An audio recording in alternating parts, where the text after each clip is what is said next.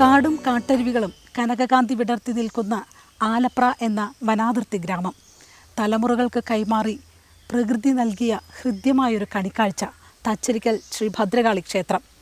നീലമേഘചാത്തുകളിൽ മുങ്ങി നിൽക്കുന്ന ചെറുകാട്.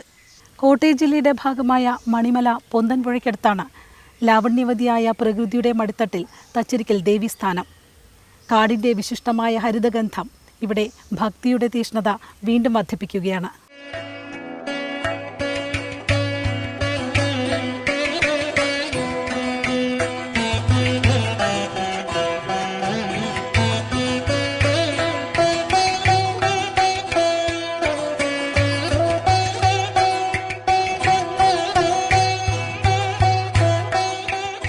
കാടിൻ്റെ വന്യതയിൽ കാളിപ്രീതിക്കായി പടയണി നടത്തുന്ന ദേവസ്ഥാനം എന്ന ഖ്യാതിയും തച്ചരിക്കലിന് സ്വന്തം. ദേവസ്ഥാനത്തെ തഴുകിയൊഴുകുന്ന കാട്ടരുവി. ഈ അരുവിക്കും പറയാനുണ്ടാകും ഒരു മഹാക്ഷേത്ര സങ്കേതം ഇരുൾമൂടിയ കഥകൾ. വീണ്ടും കാനനക്ഷേത്രം മുഖ്യധാരയിലേക്ക് ഉയർക്കൊണ്ട കഥകൾ.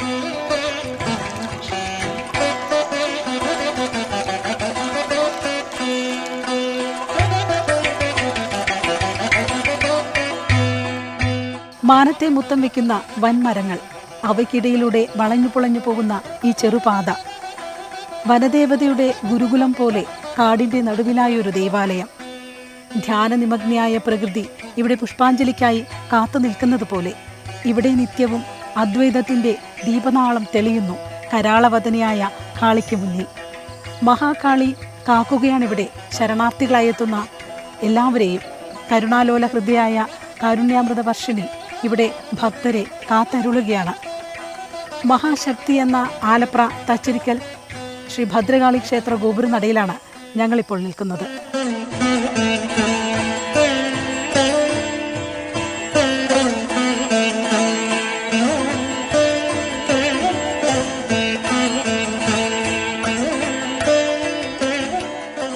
ക്ഷേത്ര ദർശനത്തിനെത്തുന്ന ഭക്തൻ പ്രദക്ഷിണം നടത്തി വേണം ക്ഷേത്രത്തിലെ പ്രധാന ദേവനരികിലെത്താൻ എന്നാണ് പ്രമാണം. ദേവന്റെ വലതുഭാഗത്തേക്ക് ആദ്യം പോകുന്ന തരത്തിലുള്ള വർത്തുള ചലനമാണ് പ്രദക്ഷിണം. പ്രദക്ഷിണം എന്ന വാക്കിലെ ഓരോ അക്ഷരത്തിനും പ്രത്യേക അർത്ഥം കൽപ്പിച്ചിരിക്കുന്നു. പ്ര എന്ന അക്ഷരം എല്ലാ ഭാഗത്തെയും ദൂരീകരിച്ച് മനസ്സിന് ശാന്തിയേകുന്നു. മോക്ഷം ദാനം ചെയ്യുന്ന ശബ്ദമാണ് ദ. ക്ഷി എന്ന ശബ്ദം ചെയ്തുപോയ സകല തെറ്റുകളെയും രോഗങ്ങളെയും കഴുകിക്കളയുന്നു. ന എന്ന ശബ്ദം എല്ലാ ഐശ്വര്യങ്ങളെയും പ്രദാനം ചെയ്യുന്നു. നാം ജന്മാന്തരങ്ങളായി ചെയ്തു പോന്നിട്ടുള്ള എല്ലാ പാപങ്ങളും പ്രദക്ഷിണത്തിൻ്റെ ഓരോ കാലടി വയ്ക്കുമ്പോഴും നശിച്ചുകൊണ്ടിരിക്കും. പ്രദക്ഷിണം കഴിഞ്ഞ് നടയിൽ വന്ന് കൈകൾ കൂപ്പി തൊഴണം. നടയ്ക്ക് നേരെ നിൽക്കാതെ ഇടത്തോ വലത്തോ ചേർന്ന് 30 ഡിഗ്രി ചരിഞ്ഞു നിന്ന് വേണം തൊഴാൻ.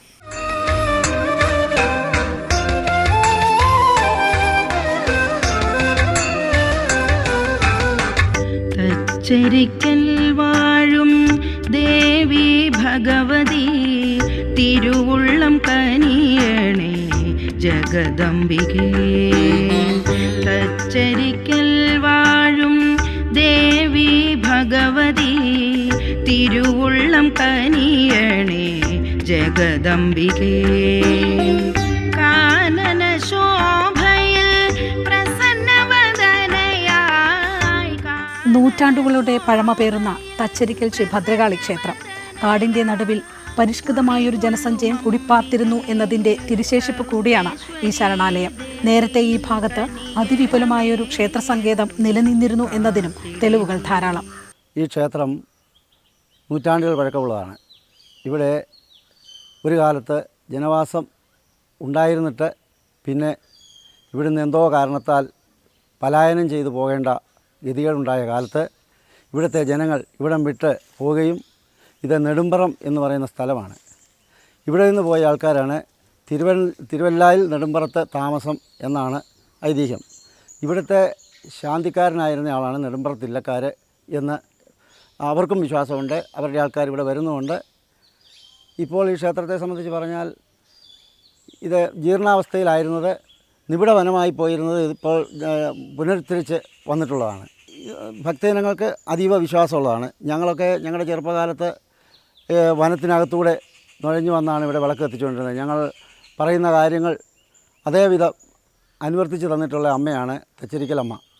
എന്തെങ്കിലും വീട്ടിൽ ദുരിതങ്ങളുണ്ടാകുമ്പോഴും അതുപോലെ കുട്ടികൾ ജനിക്കാതിരിക്കുകയും ഒക്കെ ചെയ്യുന്ന അവസ്ഥയിൽ ഇവിടെ വന്ന് വഴിപാട് നടത്തി പോകുന്ന ആൾക്കാർക്ക് അവർക്ക് അവരുടെ ഫലസിദ്ധി കിട്ടിയിട്ടുണ്ട്.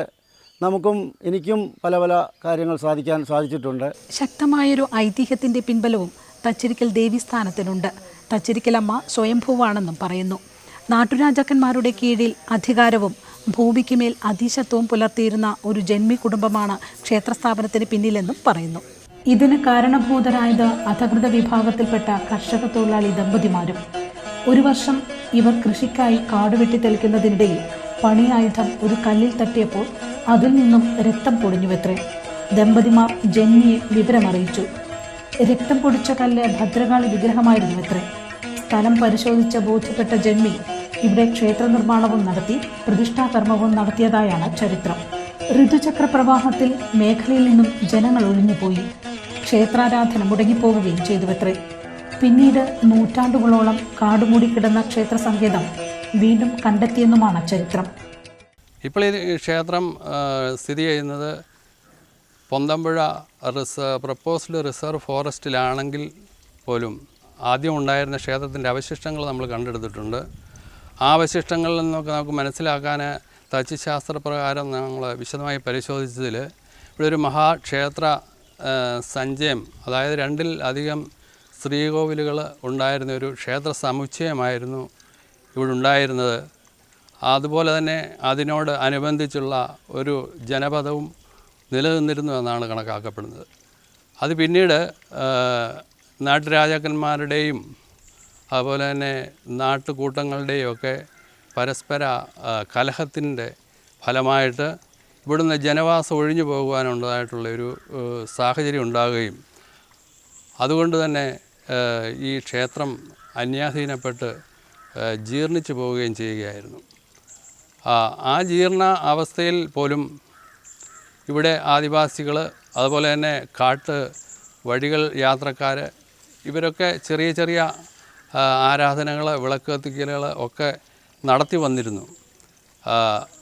എങ്ങനെയായാലും ക്ഷേത്രം തീർത്തും ജീർണാവസ്ഥയിലായി.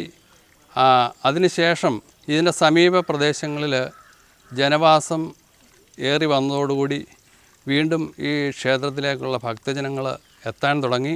അതിൻ്റെ ഫലമായിട്ട് ഇവിടെ ഈ ഹൈന്ദവ സേവാ സമിതി എന്ന പേരിൽ ഒരു സംഘടന രൂപീകൃതമായി ഈ ക്ഷേത്രത്തിൻ്റെ ഭരണകാര്യങ്ങൾക്കായിട്ട്. അങ്ങനെ അവരുടെ നിരന്തര ശ്രമഫലമായിട്ട് 1954 അന്നത്തെ രാജപ്രമുഖനിൽ നിന്നും അനുവദിച്ച് കിട്ടിയ 2 ഏക്കർ സ്ഥലത്താണ് ഇപ്പോൾ ഇന്ന് കാണുന്ന ഈ ക്ഷേത്രം കുറച്ച് പുതിയതായിട്ട് പണി കഴിച്ച് പുനർനിർമ്മിച്ചിരിക്കുന്നത്. ദുർഗാദേവിയുടെ രൗദ്രഭാവമായ ഭദ്രകാളിയാണ് ഇവിടുത്തെ പ്രതിഷ്ഠ. ദാരികാ നിഗ്രഹം കഴിഞ്ഞ രൗദ്രഭാവം പൂണ്ടിരിക്കുന്ന ഭദ്രകാളി, പുറത്തേക്ക് നീട്ടിയിരിക്കുന്ന നാവ്, ഒരു കൈയിൽ ദാരികൻ്റെ ഉടൽ വേർപെട്ട തല, പാർന്നൊലിക്കുന്ന രക്തവും വാളും, അരക്കെട്ടിൽ മുറിച്ചിട്ട കൈകൾ തൂക്കിയിട്ടിരിക്കുന്നു. ഈ രൗദ്രഭാവത്തെ പൂജിക്കുന്നതിന് പിന്നിലും ഒരു രഹസ്യമുണ്ടത്രേ. പുറത്തേക്ക് നീട്ടിയ നാവ് മൗനത്തെ സൂചിപ്പിക്കുന്നു. കണ്ണിലെ കൃഷ്ണമണിയുടെ കറുപ്പാണ് കാളിക്ക്. കൃഷ്ണമണി ഇല്ലെങ്കിൽ കാഴ്ചയില്ല, ജ്ഞാനവുമില്ല. ഇവിടെ മഹാകാളി ജ്ഞാനത്തിൻ്റെ പ്രതീകമായി മാറുകയാണ്. ദേവിയുടെ ഒരു കൈയിൽ അഭയമുദ്രയും മറുകൈയിൽ വരദമുദ്രയുമുണ്ട്. ജ്ഞാനത്തിൻ്റെ പ്രതീകമാണ് കാളിയുടെ അരക്കെട്ടിൽ ചുറ്റിയിരിക്കുന്ന കയ്യ്. ഇവിടുത്തെ പൂജാക്രമം രാവിലെ 6 മണിക്ക് നട തുറക്കും. എല്ലാ മാസവും 1-ാം തീയതി തോറും 2 നേരവും ഉണ്ട്. വെള്ളിയാഴ്ച നാരങ്ങാവിളക്ക് അന്നദാനം ഉണ്ട്. പിന്നെ 41 ദിവസം 41 പൂജയുണ്ട്, ദീപാരാധനയുണ്ട്. പിന്നെ നവരാത്രി 9 ദിവസത്തെ പൂജയുണ്ട്. ഇതിനാണ് ഇവിടുത്തെ പൂജകൾ നടന്നുകൊണ്ടിരിക്കുന്നത്. നാരങ്ങാവിളക്കുകൊണ്ട് ചൊവ്വാദോഷത്തിനും രാഹുദോഷത്തിനും ഒക്കെ നല്ലതാണെന്ന് പറയുന്നു.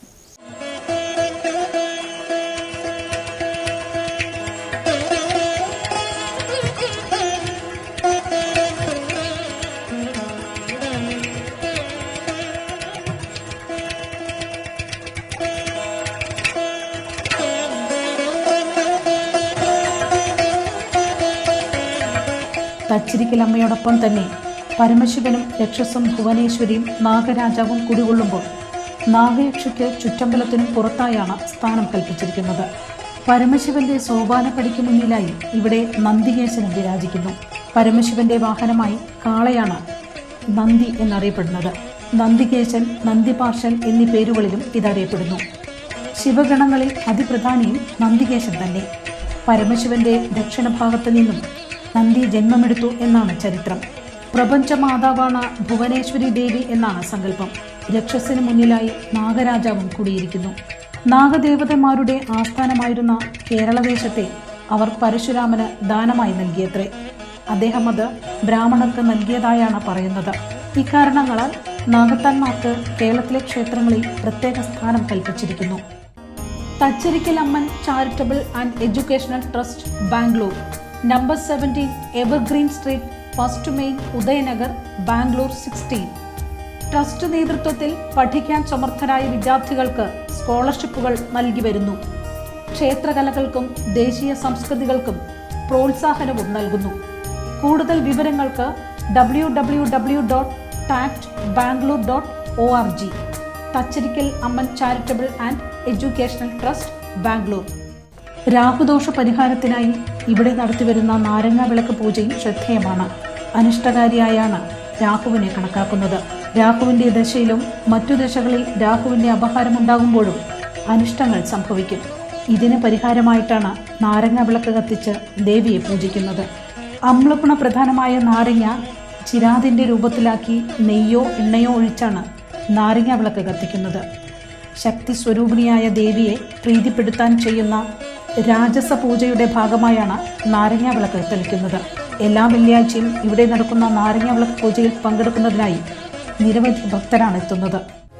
നാരങ്ങ വിളക്ക് തെളിച്ചിടുന്നേ, നല്ലതു വരുത്തണേ ദേവി, ദയാനിധിയേ നീ കാക്കേണ മനവരദം.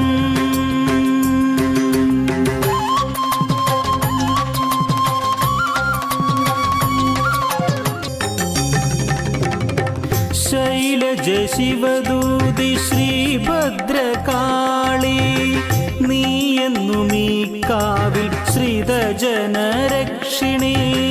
ശൈലജ ശിവദൂതി ശ്രീഭദ്രകാളി, നീയെന്നും ഈ കാവിൽ ശ്രിതജനരക്ഷിണി. കണ്ണീരും കൈയുമായെത്തിയിടുന്നവർക്ക് കൈവല്യമരുളുന്ന കാമസ്വരൂപിണി. വൃശ്ചികം വ്രതവിശുദ്ധിയുടെ നാളുകൾ കൂടിയാണ് സമ്മാനിക്കുന്നത്.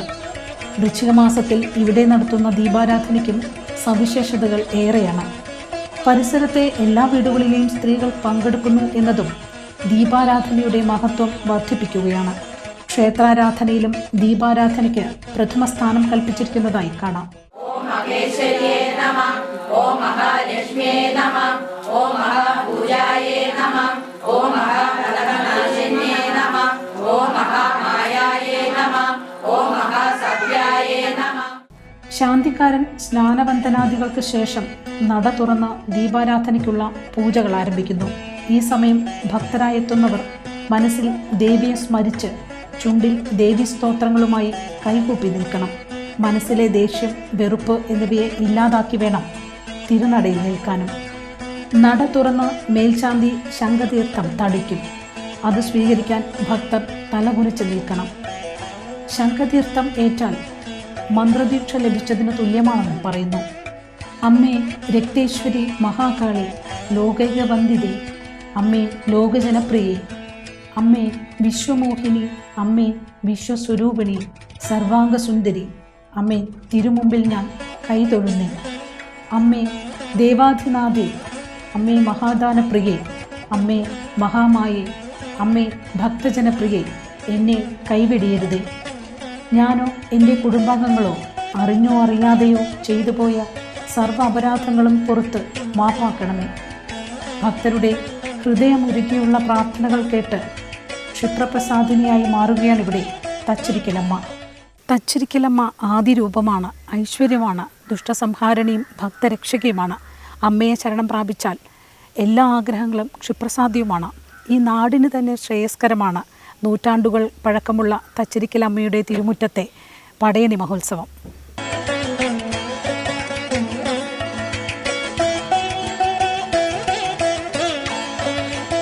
അമ്മയെ ആരാധിക്കുന്ന ഗ്രാമീണരും പരമ്പരകളും അമ്മയുടെ കൃപാകടാക്ഷങ്ങൾ അനുഭവിച്ചറിഞ്ഞ മറ്റു നാട്ടുകാരും പടയണിയുടെ ഭാഗമാകുമ്പോൾ അത് നാടുകളുടെ ഒത്തുചേരലായി മാറുകയാണ്.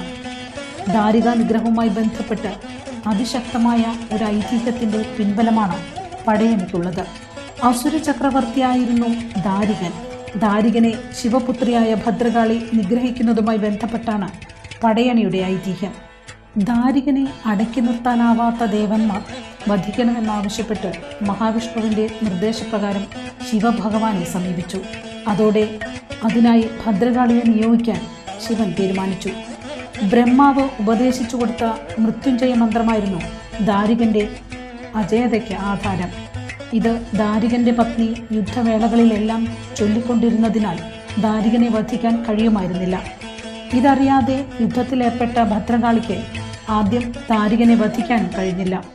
എന്നാൽ മൃത്യുഞ്ജയ മന്ത്രം ദാരികൻ്റെ പത്നി മറ്റൊരാൾക്ക് പറഞ്ഞുകൊടുത്താൽ അതിൻ്റെ ശക്തി നശിക്കുമെന്ന് ബ്രഹ്മാവ് അറിയിച്ചിരുന്നു. ഇത് മനസ്സിലാക്കിയ ശിവപത്നി ശ്രീ പാർവതി ദേവി പരിചാരികയായ ബ്രാഹ്മണ സ്ത്രീയുടെ വേഷം കെട്ടി ദാരികൻ്റെ പത്നിയിൽ നിന്നും മൃത്യുഞ്ജയ മന്ത്രം സ്വായത്തമാക്കി. ഇതോടെ ദാരികനെ പരാജയപ്പെടുത്താൻ ഭദ്രകാളിക്കും കഴിഞ്ഞു. പാതാളത്തിൽ അഭയം തേടിയ ദാരികൻ്റെ തലയറുത്ത് രക്താഭിഷ്ടിയായ കാളിക്ക് കോപം അടങ്ങിയില്ല. ഇതു മനസ്സിലാക്കിയ പരമശിവൻ അവർക്ക് വഴിയിൽ കിടന്ന് മാർഗതടസ്സം സൃഷ്ടിച്ചു. എന്നിട്ടും കാളിയെ തടയാൻ കഴിഞ്ഞില്ല. തുടർന്ന് ശ്രീമുരുകനെ അതിനായി നിയോഗിച്ചു. എന്നാൽ മുരുകൻ്റെ ശ്രമവും പരാജയപ്പെട്ടു. ഒടുവിൽ അപ്പോൾ തോന്നിയ ഒരു ബുദ്ധി ഉപയോഗിക്കാൻ ശ്രീമുരുകൻ തീരുമാനിക്കുന്നു.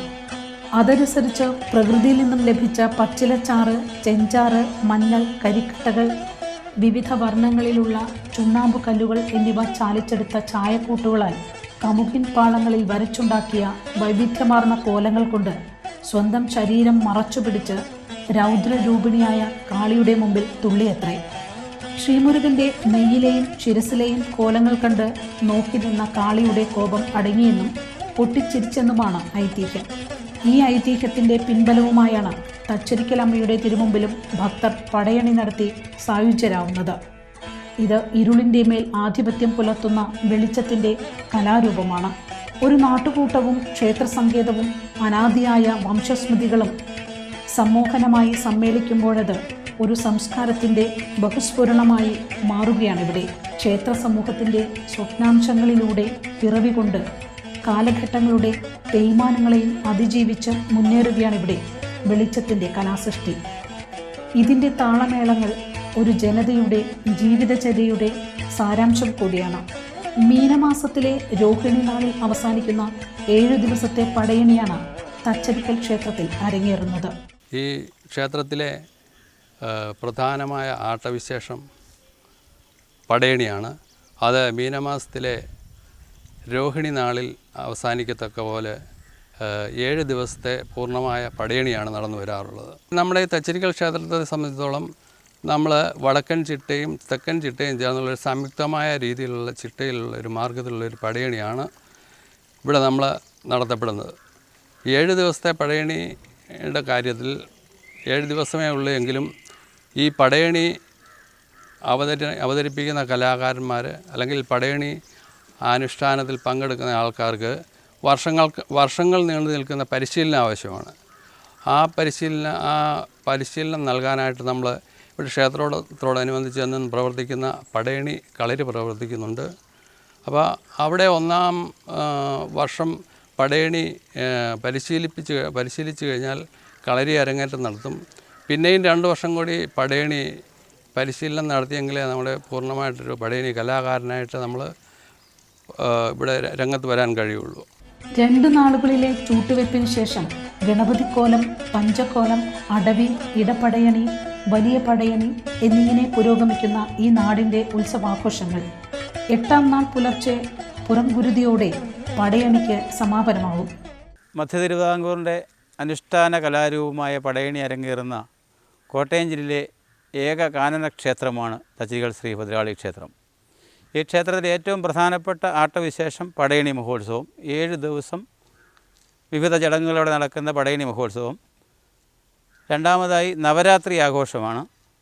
മൂന്നാമതായി മണ്ഡലച്ചിറപ്പ് മഹോത്സവം, 10ാം ഉദയം, പൊങ്കാല. ഇവയൊക്കെയാണ് ഈ ക്ഷേത്രത്തിലെ ഏറ്റവും പ്രധാനപ്പെട്ട ആട്ടവിശേഷങ്ങൾ. ഈ ക്ഷേത്രത്തിൽ വിവിധ സ്ഥലങ്ങളിൽ നിന്നും ഭക്തജനങ്ങൾ എത്തിച്ചേരാറുണ്ട്. അവരുടെയൊക്കെ ആഗ്രഹ പൂർത്തീകരണത്തിന് ഭഗവതിയുടെ അനുഗ്രഹം ഉണ്ടാകാറുണ്ട്. സന്താനലബ്ധി, വിവാഹ തടസ്സം, മറ്റ് ബുദ്ധിമുട്ടുകൾക്കൊക്കെ ദേവിയിൽ നിന്നും അനുഗ്രഹം ലഭിച്ചിട്ടുണ്ട്. അതുകൊണ്ട് തന്നെ പല ജില്ലകളിൽ നിന്ന്, തിരുവനന്തപുരം അടക്കമുള്ള ജില്ലകളിൽ നിന്ന് ഇവിടെ ആൾക്കാർ എത്തിച്ചേരാറുണ്ട്. തിരുമുറ്റത്തെ വിശാലവും വൃത്താകാരവുമായ പടയണിക്കളം. ഇവിടേക്ക് പടയണി കാണുവാൻ കാവിലമ്മയെ വിളിച്ചിറക്കണം. ചൂട്ടുവെച്ച് പച്ചത്തപ്പുകുട്ടി വിളിക്കുമ്പോൾ അമ്മ വിളി കേട്ടിറങ്ങി വരുമെന്നാണ് ഭക്തജനവിശ്വാസം. പടയണിയുടെ വേഷവും പാട്ടും നൃത്തവും തപ്പിൻതുടിപ്പും ഒരു ഗ്രാമത്തിൻ്റെ ഉപബോധ മനസ്സിൻ്റെ ഉർവരത സാക്ഷ്യപ്പെടുത്തുന്നു. ഒരു ജനതയുടെ ജീവിത യാഥാർത്ഥ്യങ്ങളും അതിൻ്റെ ഐശ്വര്യവും ആവാഹിച്ച് ദൃശ്യവും അദൃശ്യവുമായ സങ്കേതങ്ങളിലൂടെ ആ ജനതയുടെ മുന്നിൽ തന്നെ അവതരിപ്പിക്കുന്ന പടയണി ഒരേ സമയം ലളിതവും സങ്കീർണവുമാണ്. പടയണിയിലെ പ്രധാന നാളുകളിലൊന്നിൽ അടവിപ്പടയണിയും നടക്കും. കൃത്രിമമായി വനം നിർമ്മിച്ച് പടയണി ആടുന്നതാണ് അടവി. തുള്ളലിനൊടുവിൽ കൃത്രിമമായി നിർമ്മിച്ച വനം നശിപ്പിക്കപ്പെടുന്നു. ഇതോടെ കരക്കാരുടെ മനസ്സിലെ സർവ്വപാപങ്ങളും നശിച്ചതായാണ് സങ്കല്പം. വൃക്ഷമേലാപ്പുകൾക്ക് താഴെ ഭക്തമനസ്സുകളിൽ ഹരിതമുദ്ര പതിപ്പിച്ച ദൈവാലയം. ലളിതവും അതേസമയം സങ്കീർണവുമായ പടയണിയുടെ തപ്പുതാളങ്ങളും മേളങ്ങളും മനസ്സിലേക്ക് ആവാഹിച്ച പുണ്യസങ്കേതം ആലപ്ര തച്ചിരിക്കൽ ശ്രീ ഭദ്രകാളി ക്ഷേത്രം. ഇവിടെ സ്വന്തക്കരയും ബന്ധുക്കരയും ചേർന്ന് അമ്മയുടെ തിരുനാൾ ആഘോഷിക്കുന്നു. പടയണിക്കളത്തിൽ തുള്ളിയാർക്കുന്ന മറുതക്കോലങ്ങളും അടവിക്കോലങ്ങളും. ഇതൊരു നാടിൻ്റെ സംസ്കൃതിയുടെ നേർക്കാഴ്ച. നാടിനെ കാളുന്നവളായ കാളി തച്ചിരിക്കലമ്മ. അമ്മയുടെ നടവഴികളും പ്രദക്ഷിണ വഴികളും താണ്ടി ഈ ലക്കം ഇവിടെ പൂർത്തിയാകുന്നു. നമുക്ക് കാണാം മറ്റൊരു ക്ഷേത്രത്തിൻ്റെ ചരിത്രമുഹൂർത്തങ്ങൾ സമ്മോഹനമായി സമ്മേളിക്കുന്ന ഗോപുരനടയിൽ. ഞങ്ങളുടെ പരിപാടിയെക്കുറിച്ചുള്ള നിങ്ങളുടെ അഭിപ്രായങ്ങളും നിർദ്ദേശങ്ങളും ഞങ്ങളെ എഴുതി അറിയിക്കുക. അറിയിക്കേണ്ട വിലാസം: to the producer, Yogi communication and network, HB 19, 6th Cross Road, Panampilly Nagar 36. Phone number 8606008295. Email വിലാസം gopuranadail.yogitv@gmail.com. നന്ദി, നമസ്കാരം. Thacharikkal Amman charitable and educational trust, Bangalore.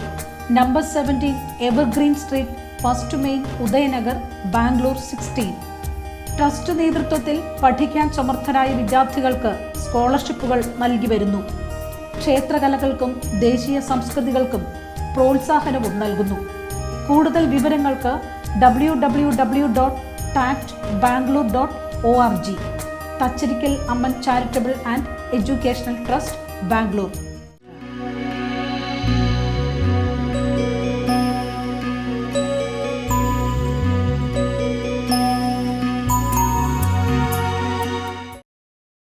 ഭാരത സംസ്കാരത്തിൻ്റെ നേർക്കാഴ്ചയായ ക്ഷേത്ര നടവഴികളിലൂടെ ഒരു പ്രയാണം ഗോപുരനടയിൽ. ചരിത്രവും പൗരാണികതയും സ്മൃതികളും സ്പന്ദനങ്ങളും ഒപ്പിയെടുത്ത് ഒരു ചുറ്റമ്പല യാത്ര ഗോപുരനടയിൽ. നിങ്ങളുടെ യോഗി TV യിൽ മാത്രം. മറക്കാതെ കാണുക.